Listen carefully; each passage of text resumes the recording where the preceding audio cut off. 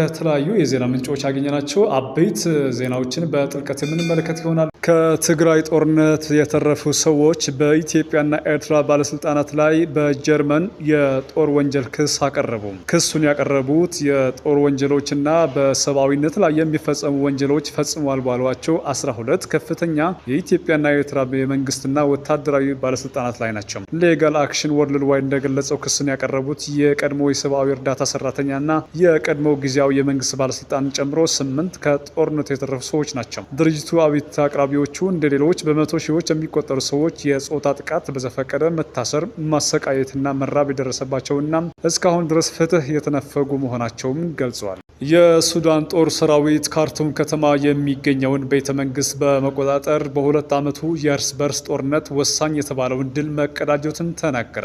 የሱዳን መንግስታዊ ቴሌቪዥን ጦሩ ቤተ መንግስቱን ያስለቀቀው ከፈጥኖ ደራሽ ኃይሉ መሆኑን ዛሬ ማለዳ ዘግበዋል። ፈጥኖ ደራሽ ኃይሉ ቤተ መንግስቱን ጨምሮ የሱዳን በርካታ ሰፈሮችን ለበርካታ ጊዜያት ተቆጣጥሮ ነበር። በሁለቱ የሱዳን ኃይላት መካከል ጦርነቱ ከዛሬ 2 ዓመት ግድም ከተቀሰቀሰ በኋላ ቤተ መንግስቱ ወዲያውኑ በፈጥኖ ደራሽ ኃይል ቁጥጥር ወድቆ ነበር።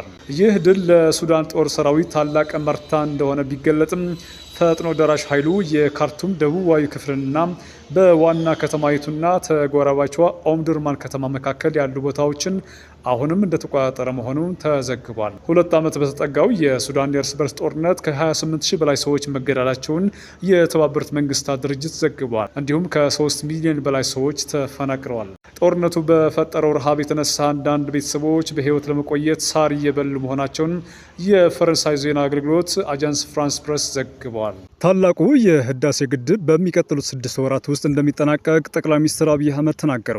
ጠቅላይ ሚኒስትሩ ከህዝብ እንደራሴዎች ምክር ቤት አባላት ለተነሳላቸው ጥያቄ ምላሽ በሰጡበት ወቅት እንዳሉት ህዳሴ ግድብን ከ6 ወር በኋላ እንመርቃለን ብለዋል።